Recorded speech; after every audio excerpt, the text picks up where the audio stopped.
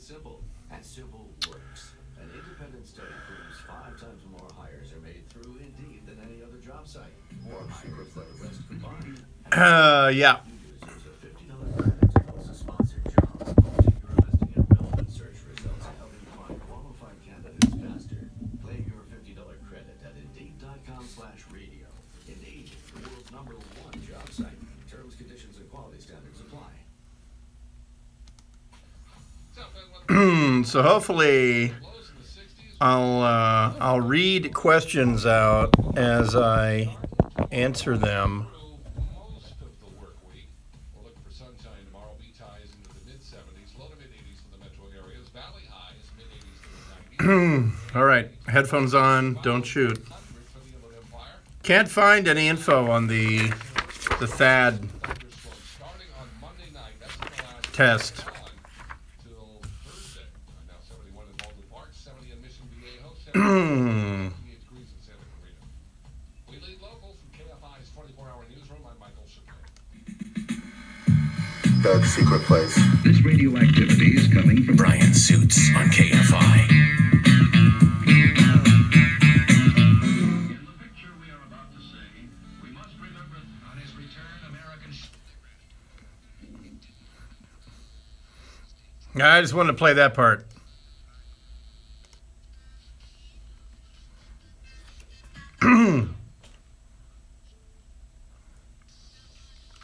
KFI AM 640 morning stimulating talk.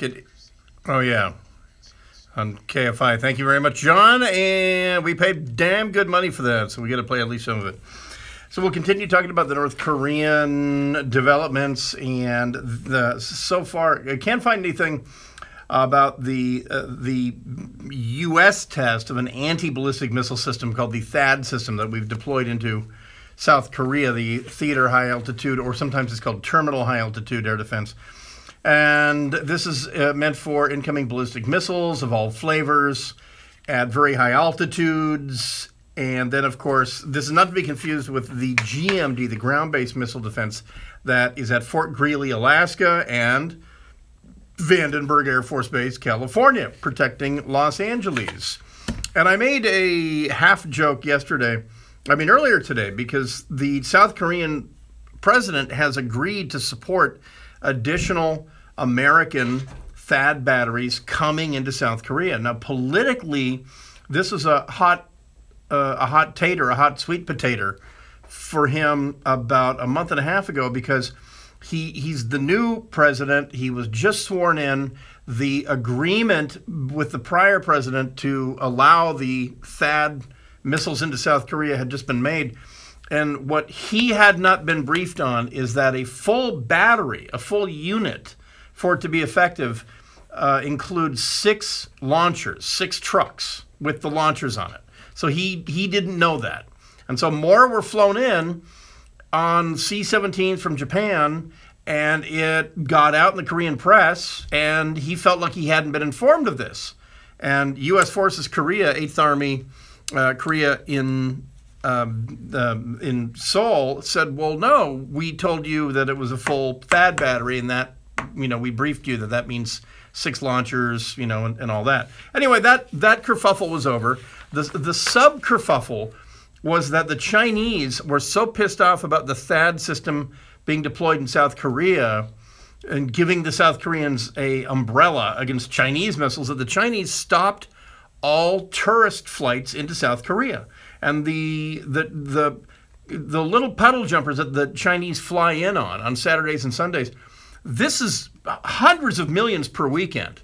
The Chinese pop down to Korea, and I mean, imagine a gigantic Fry's, right? And imagine Las Vegas as a Fry's. That's how the Chinese treat South Korea, and they cut off all of those flights. And so the Chinese are slowly talking to the South Koreans again, except that now the South Koreans have more THAAD systems coming, and the Chinese are going nuts on this. The Chinese reaction to yesterday's events in North Korea were, well, we're asking for calm from everybody, and by the way, more THAAD missiles is not going to help anything. And there is a smell in the air that if the Chinese were to broker a deal, it would be something like this. All right, the Americans will take all the anti-ballistic missile systems out of South Korea if you dismantle your nuclear program. That is a non-starter because it's not parity. There is absolutely no way, after all that they've done, that the North Koreans are going to abandon. Now that they have nuclear weapons, they're not going to abandon the program and the missile programs. I mean, that is why that's a non-starter.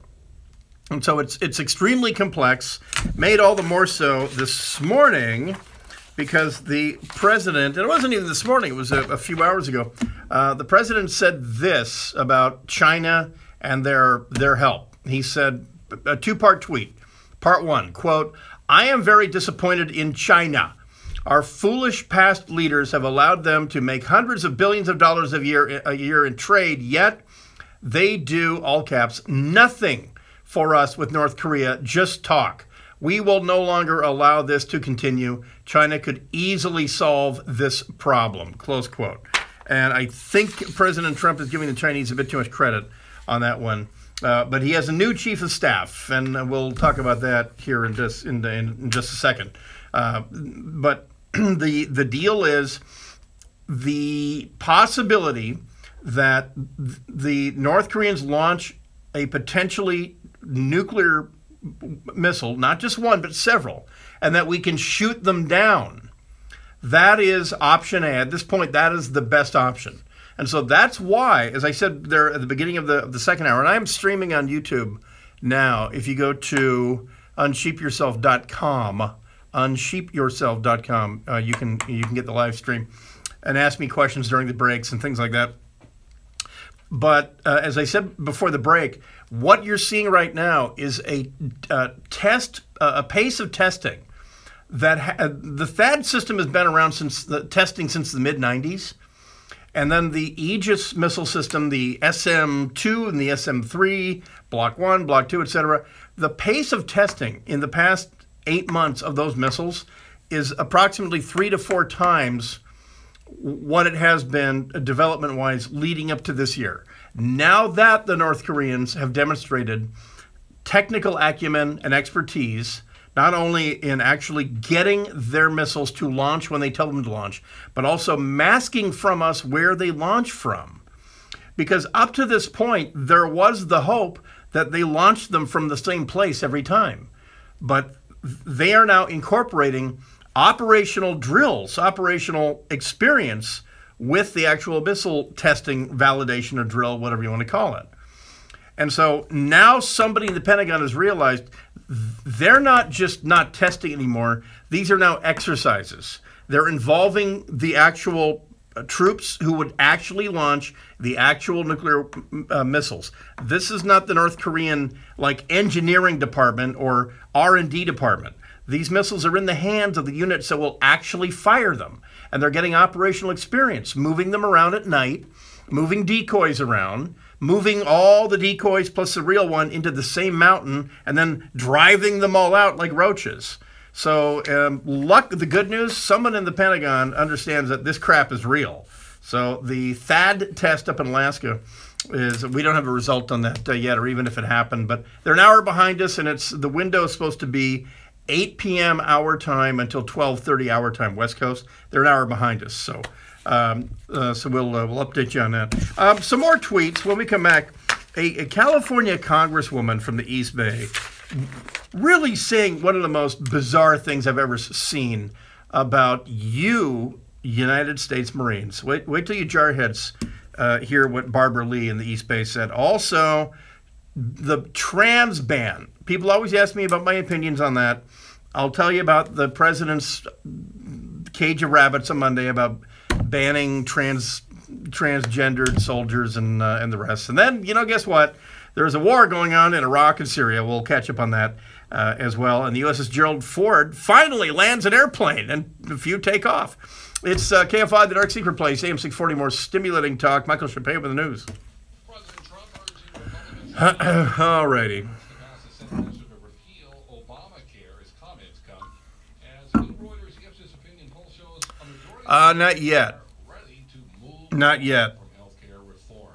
Chicago now gives at-risk inmates the overdose overdose reversing drug. He just got married about like a year and a half ago. Next year, the program aims to put the antidote So we'll see if he's capable. as part of a Of course, the minute he has a kid, it'll be anointed as, a holy kid. Bottom line, do you think North Korea will actually launch a live nuke of the U.S. West Coast? Not a live nuke. to help and actually recorded Their strategy, because they are afraid that, his body was recovered. excuse me, Could be a warm one. That's your forecast and that we might actually salvo a bunch of THAAD missiles and shoot that one down. So here they are coming out of North Korea. We detect the boost phase. It's here at 10,000 or 15,000 feet. The THAAD radar in South Korea sees it, cresting the terrain, detects its launch, and then salvos 8 missiles. Maybe one of them hits it. That's why they're not going to launch one. That's why they're going to launch 8 or 9 or 10, because they only care if one gets through. So there's no guarantee that it's going to be 1 for 1. But this is part of the deal with the North Koreans, is that they feel that for the history of North Korea, this is a destiny that they've reached, that they are one of the world's great peoples, and that the reason they're better than the Japanese and they're better than the Chinese is that they're willing to do something and do something about it and all that. Let's see, probably no. No, their nuke payload is probably only about 500 kilograms. And in all likelihood, these missiles, like the last refuge of the skeptic is to say, well, they probably don't even have a live, a simulated payload on these missiles. You know what? They probably do. They probably do, because they want to get the best data they can as soon as they can, and the incentive has started to evolve to an overwhelming first strike against the Norkish Empire. That's the problem. That's the other problem. They thought of that. They thought of that a long time ago. And part of mutual assured destruction was based on the belief that the Russians didn't want to die because they weren't prepared, for enough of their people to survive. The North Koreans have prepared to survive a nuclear war. That is what they do. And they've just never had the other piece where they had a reason to fear that.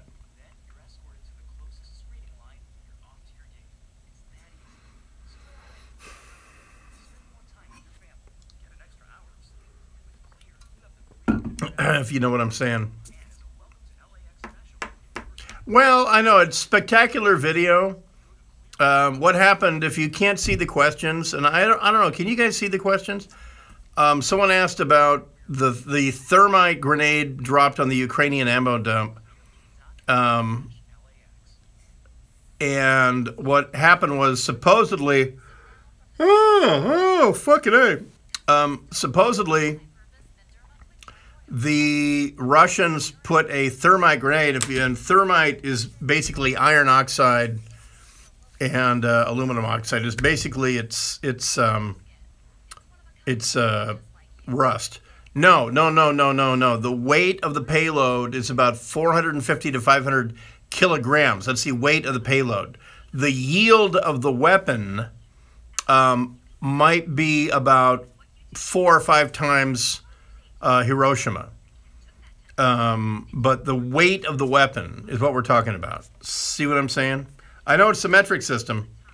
But yeah, so the Russians supposedly, with a drone, dropped a incendiary grenade onto this ammo dump. And if you haven't seen the video, then Google Ukraine ammo dump Russian drone. It's spectacular. It's phenomenal.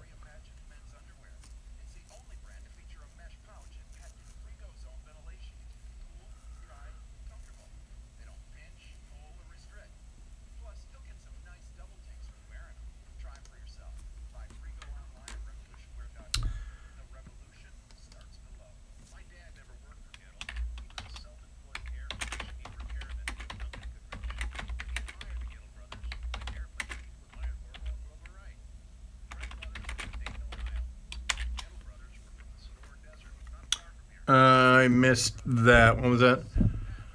So what should be in our bug out bag for a nuke attack? A gun.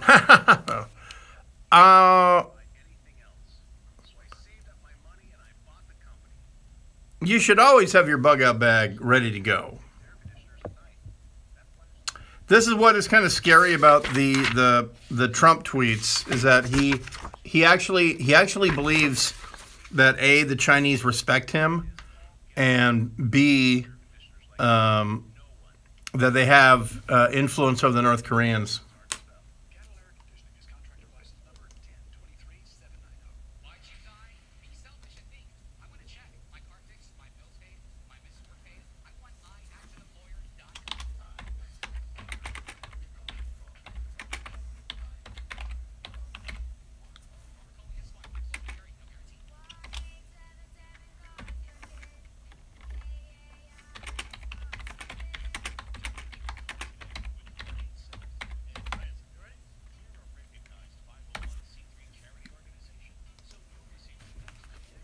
By the way, the Chinese right now are doing, it's the 90th anniversary of the People's Liberation Army.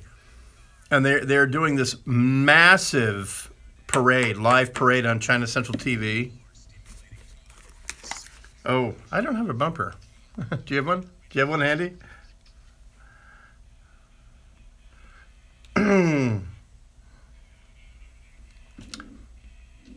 God damn, I hate Rush. I hate Rush. They're the worst. KFI, AM640, more stimulating talk. It is the Dark Secret Place. Brian Suits in here live until midnight. And all right, Hector, you taught me my lesson. If I don't have a bumper ready, you play Rush. And I hate Rush. Just hate them. Hate them. So lesson learned. You got, because A, they're horrible, and B, CA. It's return to A.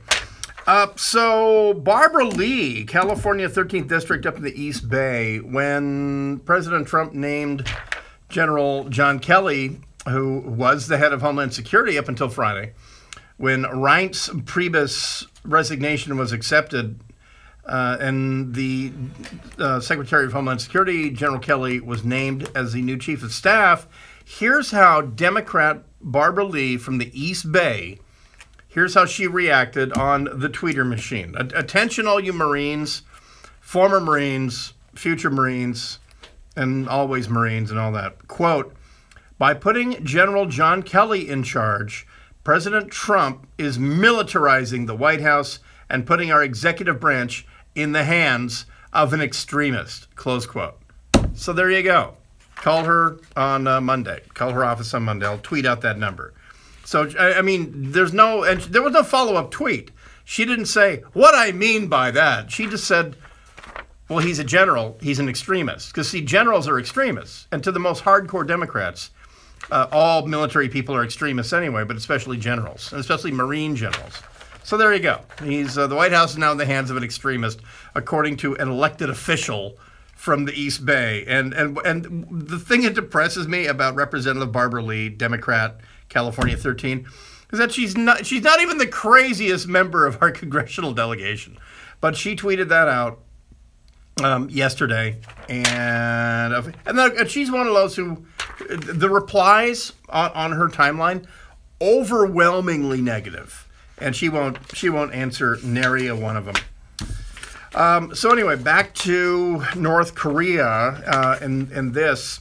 The lack, and this is increasingly one of my concerns here, because North Korea really is a unique situation. It's not like looking at some Middle Eastern potentate or some African dictator or Venezuela about to go to the polls and turn themselves into a dictatorship or whatever like that. You can look at the Venezuelan situation and you can almost apply it. You can look through an American democratic prism and say, oh, they're about to use democracy to turn into a dictatorship, kind of like the Germans did in 1933 or something like that. There's no such analog with North Korea because, again, here's the difference between me and other pundits that you might see on TV. I have no expertise except common sense, historical knowledge, and observation. My expertise is the ability to use email and phone to talk to people who are the experts, whether it's Michael Dutzman at the Middlebury Institute up in Monterey, or Dr. Jeffrey Lewis at the Middlebury Institute, or Professor Meyer, teaching in South Korea, a fluent Korean speaker, an expert on Korean culture, or South Korean sources themselves. And so that's what I rely on for my knowledge of, well, what is this regime really about? And then when you hear, and here's the other weird thing about North Korea. When you hear the North Koreans express time, when they say the year 2017 or 106 Juche, or pardon me, they say Juche 106, they have a word, and it doesn't exactly translate into English, but Juche means basically sort of independent way forward. And so Kim Il-sung, when he founded North Korea, began the countdown, that it was year zero, that 1948 was zero, and effectively what they've done instead is his son, Kim Jong-il, and his grandson, they've retroactively made the year zero his birthday, Grandpa's birthday. That's why it's Juche 106, because 1948 wasn't 106 years ago. But Kim Il-sung was born 106 years ago. So that's why they had that birthday parade, right? Well, you'll hear a lot of so-called experts saying, well, it's creating a world in their own vision. And this is the Juche concept, and also their economy is called Army First and all this. Well, I have it on the absolute best authority that is at the most window dressing, and that the real dynamic in North Korea is that of a religious cult. Because you can go find the most hardcore, ardent communist, who, by the way, are not in Russia and they're not in China. They're literally on the academic staff up at Berkeley, and you're paying their salaries. You can go to the most ardent communist, you know, the ones who say, oh, it's never been tried correctly. It's never been done right. And you can show them the overlay, the organizational chart for North Korea, and it's unrecognizable. North Korea is not a communist country. It's a God king. It's a religious dictatorship. It has far more to do with Ramses II in Egypt, and I am barely exaggerating. It has far, far more to do with the Aztec or the Inca empires, with sun god kings. That is who Kim Jong-un is. That's who his father was, and that's who his father was. They are sun god kings. And there is another element that, again, is very uncomfortable to talk about in the Western media, specifically the American media, and that is the open racism of the Korean people, South and North. Now, in the South, they put a lid on it quite a bit because what was once the world's most homogenous population has now mixed quite a bit. And they're now exposed to a broader world, and Americans walking around in South Korea, black Americans, Hispanic Americans, white Americans, we're all gorillas to them. Meanwhile, up in North Korea, there's no such mixing. And you know who this kind of freaks out? The Iranians. The Iranians hate going to North Korea. The Russians used to hate going to North Korea. But that is the dynamic you're never hearing about, is the racial destiny of the world's purest people, the Korean people. With a God king at the head of them, their destiny is about to be answered. The long struggle to get the missile technology, the nuclear technology, to be effectively more pure than their American enemies, and have a greater will to win. That's the part that is scariest to me. The more I learn about that from people who are actual experts, actually speak the language, and actually have studied the history of the society, not just to 1950, but back to 5000 BC. That's the part that scares me, because effectively, this is not giving nuclear weapons to a crazy dictator. This is giving nuclear weapons to the Aztecs, or to Pharaoh. And he feels that there's no existential threat to him, but he feels that it's his destiny to defeat the Hittites and the whateverites and everybody else. That is what this is closer to. Believe it or not, that is openly spoken of on North Korean TV, Korean Central broadcasters. And this is, but Americans like to think, oh, it's a bargaining chip. No, it's not. This is not a bargaining chip. He had plenty of bargaining chips 10 years ago. This is not a bargaining chip. The bargaining's over. So read up on your anthropology. Read up on God Kings. We'll be back right after this. It is a Dark Secret Place. Brian Suits in here until midnight on KFI AM 640. More stimulating talk. Michael Chappé with the news.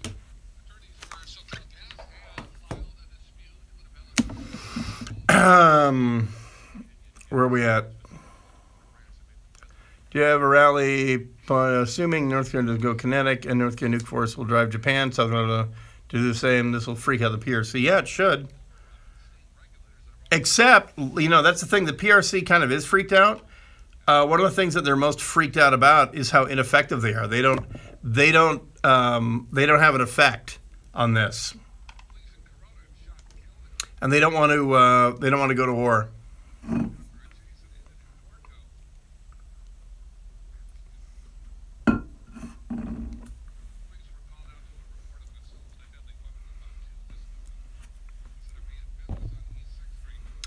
That's the thing, is that the one piece of leverage that the world has in North Korea is to do a naval quarantine or something like that.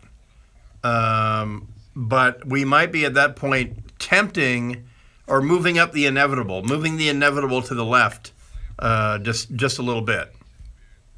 By the way, everybody, go to my pinned tweet, go to the YouTube thing, and and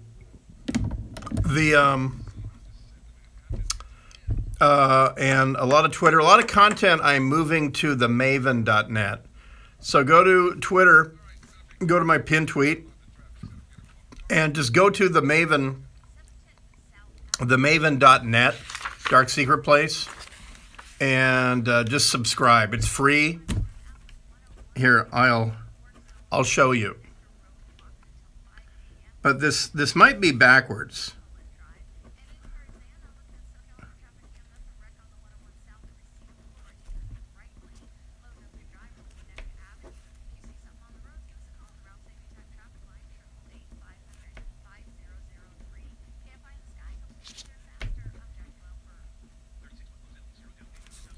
All right. Yeah, fucking A, it's backwards. Of course it is. The maven.net/Dark Secret Place. Got it. I could write it backwards, but I'm not gonna.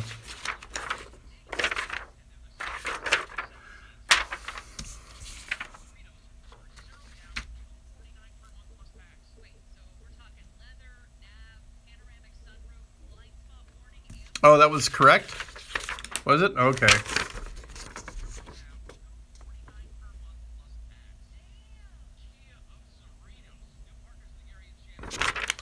Yep.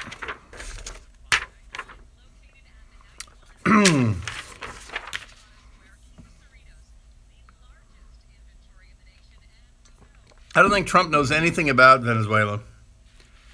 And he's about to get all of his Maduro's going to have all of his bullies out in the street, and they're going to approve a new set of federal laws and constitutional amendments that effectively make Venezuela a dictatorship, which is weird because Hugo Chavez never did that.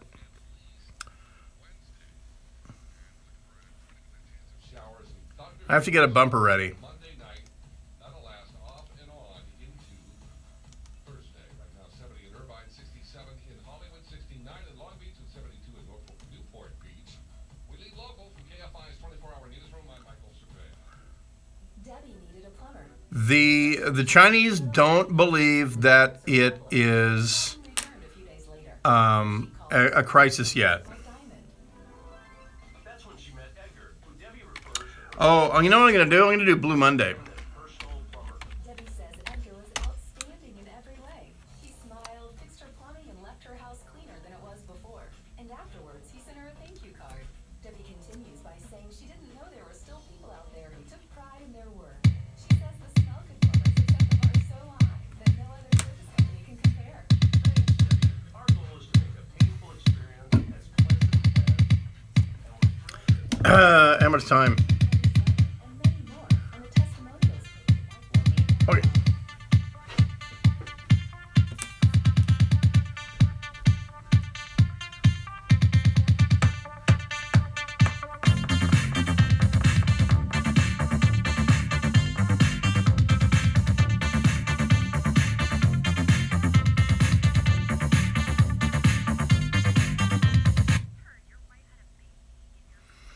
Here's a Blue Monday was updated for this new movie Atomic I Blonde. know you have your beliefs, and I totally respect that, but I bought something for you before I knew about the whole...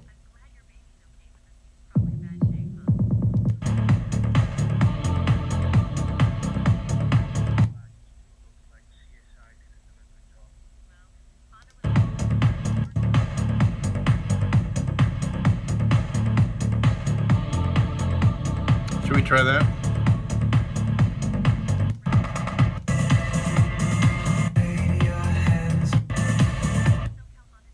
Nah.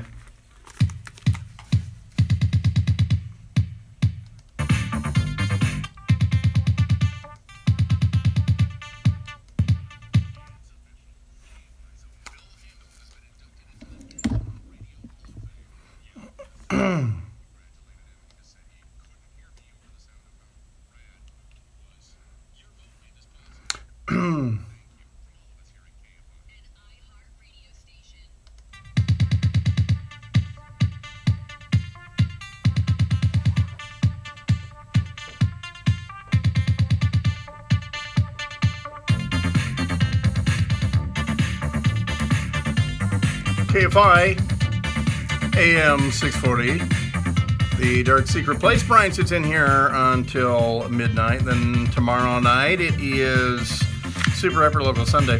Then I'm filling in for Bill Handel on Monday and Tuesday. So just when you think you're sick of me, I keep coming back. And just when you think you're really sick of me, on Monday I'm filling in for Buck Sexton on America Now. You remember the show America Now? With Andy Dean and then Meghan McCain, and I was always the relief pitcher or the closer. Well, I'm now the closer for Buck Sexton now on America Now. So there's that's going to happen, and that is on KEIB, the Patriot, down the hall between us and KLAC. The America Now show is on 9 p.m. Monday night. Live, it's 3 p.m., but we tape delay it. Just so that you can bundle up and put some clothing, some padding, get a helmet, because just in case the awesome juice hits you. So that'll be 9 p.m. on Monday night. Anywho, I cannot get information from the 7th Coast Guard District about whether this THAAD missile launch test has gone off or not. Its window closes at 12:30 our time. So I'm going to take a while to tell you that it has the launch has occurred already. Because they don't push these kind of things till late, but they are down to the, and what did I say that time wrong? Oh, I did. Yeah, I sure did. Okay, so 7 o'clock to 1:30 Alaska time. That is 8 o'clock to 2:30 our time. So they actually have 2 hours to complete it. So anyway, we'll check up on that. But it was hastily scheduled. I'll just say that. It wasn't part of the normal progression of tests. And the Navy continues to test the Aegis SM-3 missile, which is also capable of intercepting ballistic missiles at different parts of their ballistic arc. And then, of course, the best case scenario, and a lot of people have asked me on the YouTube Live thing, well, why aren't we getting them on the pad, or why right after launch? And this is the thing that you're not hearing about, is that the U.S. and the South Koreans are a little freaked out about the fact that we're not able to detect prior to a launch. And we're not able to detect where they're launching from until the missile is in its boost phase at 5, 10, 20,000 feet. And so they're not, because no American reporter knows to ask that question, the Pentagon has not had to lie about that so far. But the North Koreans have simply looked at our problems and they've said, how can we make their problems into an advantage? And answer number one, tunnel. Now, they don't dig down. They just tunnel laterally into the bases of hills. So the good news is that a lot of the North Korean facilities are not dug down into the ground. They do have an entrance or an exit. And oftentimes they tunnel all the way through a ridge so that it can join two valleys. So that's the good news, is that if you can find it, you can hit it. And the South Koreans on their own are developing some very capable, very precise bunker buster type of missiles. The problem is we don't know how many they have. So at that point, if you're sitting around the big round table, what do you assume? That they only have 20?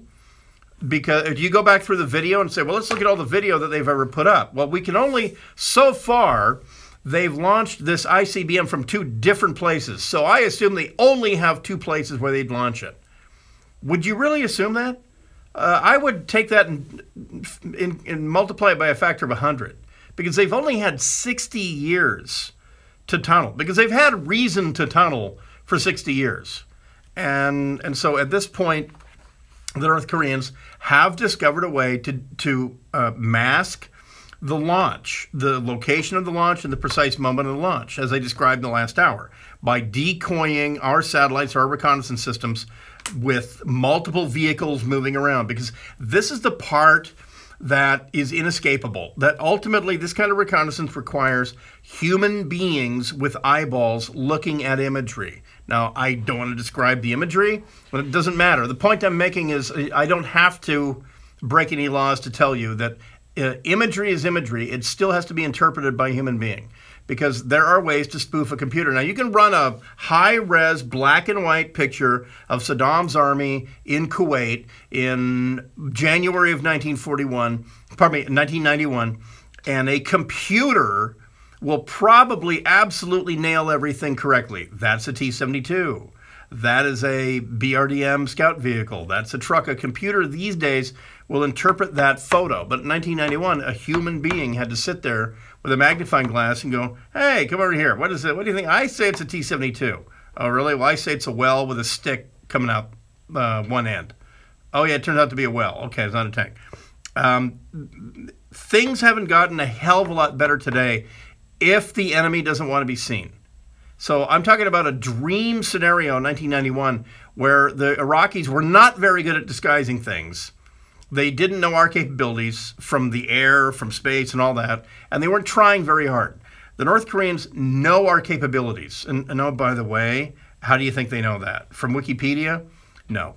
The North Koreans know our capabilities because Russia and China have told them how to avoid American satellite reconnaissance, UAV reconnaissance, etc. You know who else has told them? And you know who their buddies and who they share with? Are the Iranians. And again, this is really important. The North Korean and Iranian missile programs are co-developments. Neither of them have ever leapt forward of the other because, well, they don't. They share technology. And it got to a point where the Iranians have actual permanent residence in North Korea. And then, oh, by the way, North Korean techs have permanent residence in Iran near their missile development regions. In fact, the North Koreans were on the ground in Syria, and they built the Syrian nuclear reactor that the Israelis blowed up back in 2007 or 2008. So they're thick as thieves on this. And don't think for a second that anything that the North Koreans develop, including the Hwasong-14 ICBM, that the plans for the improved engine, the solid fuel, the construction, the movement of the thing, possible tactics, etc. The second it succeeds in North Korea, they have all the data in Iran. So the problem just gets worse now, doesn't it? Difference is, Iran is not a death cult, in spite of what Sean Hannity says. Take it from me, someone who knows a thing or two about that particular part of the world. Iran is not a death cult. The North Koreans are not a death cult either. This is the other important thing about this. The North Koreans actually believe, and this is why they're dangerous, the North Koreans actually believe they can win the exchange. That doesn't matter that the United States has 12,000 nuclear weapons. They do believe that their 8, 9, 10, or 12 could win the exchange, force us to surrender and stop attacking them. maybe not invade us like in the remake of Red Dawn, which was kind of stupid to have the North Koreans invading Spokane. But point is, to them, victory is lack of war, lack of enemy. We'll be back right after this. One more time, we'll turn our attention to Syria and the downfall of ISIS and the USS Peralta being commissioned in San Diego earlier today. That and more coming up right after this. One more time, the Dark Secret Place. Brian sits in here live until 10. KFI AM 640, more stimulating talk. Michael Chappé with the news. All right, what'd I miss?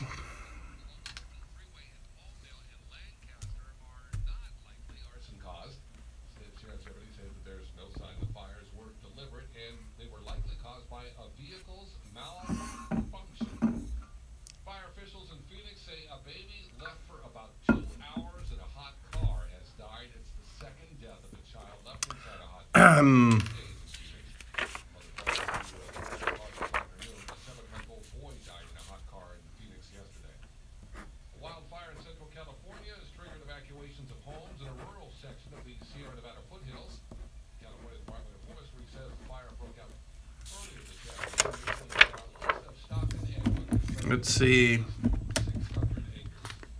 Can you read that?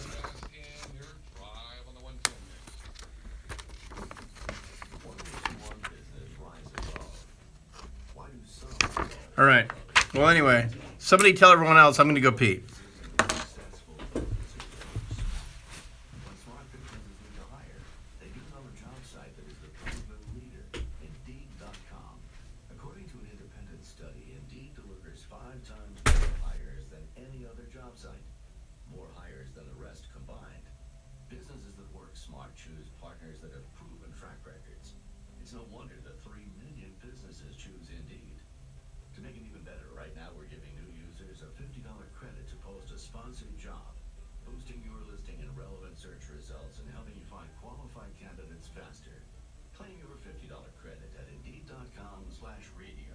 Indeed.com/radio. Indeed, the world's #1 job site for smart companies like yours. Terms, conditions, and quality standards apply. Looking for the overnight lows to be in the 60s. There'll be some clouds, patchy fog, sunny by afternoon tomorrow. Beach highs in the 70s, 80s to the upper 90s tomorrow. Being areas and warmer from there. Traffic from your helpful SoCal Honda Traffic Center crash in Highland Park on the 110. This is on the 110 northbound, right at Avenue 52. We have a crash and emergency crews taking up all lanes right there. Your drive is stacked from Avenue 26. And in Westchester, this is on the 405 northbound at Howard Hughes Parkway. A little fender bender, taking up the left lane there. Your drive is slow from La Tijera. In Long Beach, this is on the 710 southbound, right at Wardlow. We have a car on fire, taking up the middle lanes there.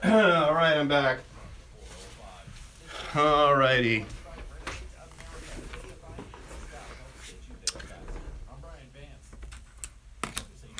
So the Chi-Coms invading in that remake, yeah, that was the deal. That it was the People's Liberation Army invading the United States, and the studio sat on that movie for 3 years, and they changed it to the North Koreans, which was really weird. They had to digitize in a bunch of shit. But yeah, they had the North Koreans inventing some like miniature EMP weapon. The North Korean meth is supposed to be really good and really cheap. And they're 20s. Their $20 bills are really good as well.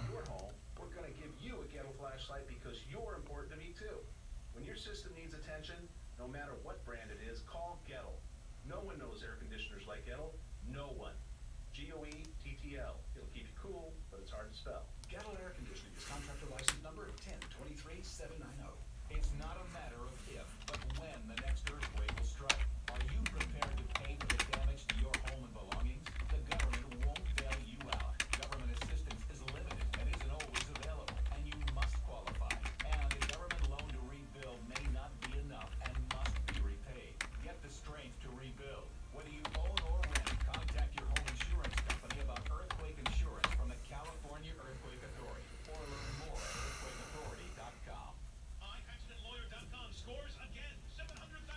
All right, last bumper.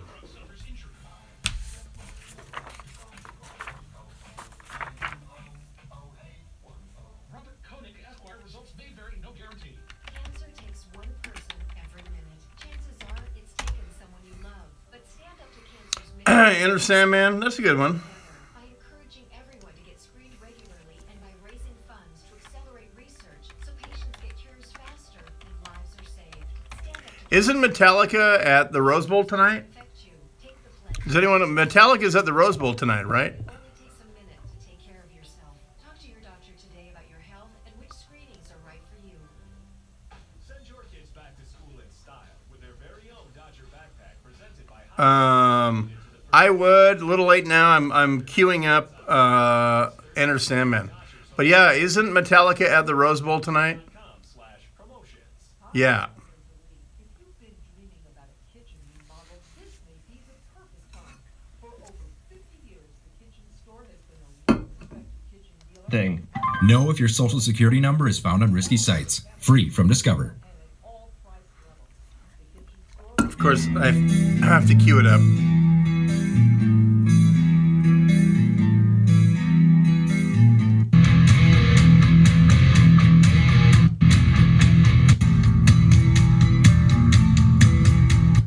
not only that, the Kitchen Store offers Alrighty. no payments and no interest for a whole year. Visit the Kitchen Store's beautiful showroom in Culver City. They'll draw your new kitchen for you in 3D. You'll have a great experience. Yeah. Tin Kitchen, that's 310-KITCHEN or log on to 310kitchen.com. Hey, Scott, we're here. Nick, Mountain View Chevy's owner, has an exclusive deal just for you. Get the all-electric Chevy Bolt with an EPA estimated 238 miles of range per charge. And the GM employee discount. Tell them Conway sent you and you pay what they pay. That's over $7,000 off MSRP. Leases are only $253 a month. Find new roads to Mountain View Chevy of Upland and get employee pricing on the 2017 Bolt. MTVChevy.com. Most tax 12.99 by boss. 36 months, plus months a year. See the details. Plus an 8-year credit for GM employee pricing. Our 2017 iHeartRadio Music Festival, hosted by Ryan Seacrest. September 22nd and 23rd at the T-Mobile Arena in Las Vegas. Buy your tickets now before they're gone. Ticket info at iHeartRadio.com/tickets. Brought to you by Macy's. Macy's presents your opening act at the iHeartRadio Music Festival. Rising Star winner James Maslow. For new music and exclusive content from James Maslow and other hot artists, check out iHeartRadio.com/NStyleRadio. More stimulating talk as soon as I shut up.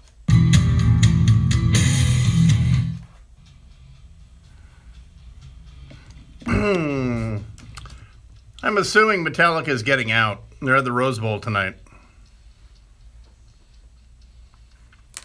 KFI AM 640, more stimulating talk. Brian Suits. Last break here for the Dark Secret Place. And it's been a bumper-killing night. You know my amazing ability to take the best bumpers, some of the best songs ever made in rock and or roll, and absolutely kill them. Yeah, it's no different, is it? So, a couple of things. The USS Peralta was commissioned in San Diego earlier today, named after a Marine killed in Fallujah in November of 2004 during Operation Phantom Fury 2. And there were two forays into Fallujah. The first one far less successful than the the second one in the early part of 2004. But in November of 2004, and by the way, if you don't know this, the two deadliest months in the War on Terror were March of 2004 and November of 2004. And I mean from the day after 9/11. I mean for U.S. service members, the actual combat, March of 2004 and November of 2004, and the overwhelming majority of the casualties were in Iraq, because when I got to Baghdad in February of 2004, we had just started this countrywide battle against the Sadr militia, and the Marines were trying to clean out Fallujah. And then in November, the Marines went back in, and they used 7th Cavalry and a bunch of Oregon Army National Guard, and then every fire supporter like me, and the whole thing. And it was a very, very ugly scene. And there were many, many dead per day, and it was very much like, you know, a war movie. It wasn't 8 dead or 9 dead around the country. It was a lot of casualties in one place, and it resembled Way City, if you know anything about the Tet Offensive. So anyway, on November 15, 2004, 25-year-old Sergeant Rafael Peralta from San Diego deployed to Iraq as a scout team leader, assigned to Alpha 1-3 Marines out of Kaneohe Bay. They were clearing buildings in Fallujah, and the standard drill of kicking the door, throwing in a frag, yelling frag out, letting it go off, then going in and clearing the room. There were just too many rooms. So he led his team through 3 house clearings before charging into the 4th house. After finding 2 rooms empty on the ground floor, he opened a 3rd door and was hit multiple times with AK-47 fire, leaving him severely wounded. He fell to the floor, moving aside to enable his Marines behind him to return fire. The insurgents threw a hand grenade at the Marines, and the 2 Marines with Peralta tried to get out of the room but could not. Still conscious on the floor despite his wounds, Peralta reportedly pulled the grenade under his body, absorbing the blast and shrapnel. He died instantly, but he saved the lives of his fellow Marines. He didn't get the Medal of Honor. He got the Navy Cross, which is the thing right below it. And Defense Secretary Robert Gates, and then his successor, Chuck Hagel, both approved this. The Peralta family, there are many who say, and me amongst them, that the Peralta family were kind of robbed on this one, because what was ruled was that his act was unconscious. It was an unconscious act. What's really weird to me, I unconsciously reached out, grabbed a grenade, and pulled it under his body and sacrificed himself in taking that blast.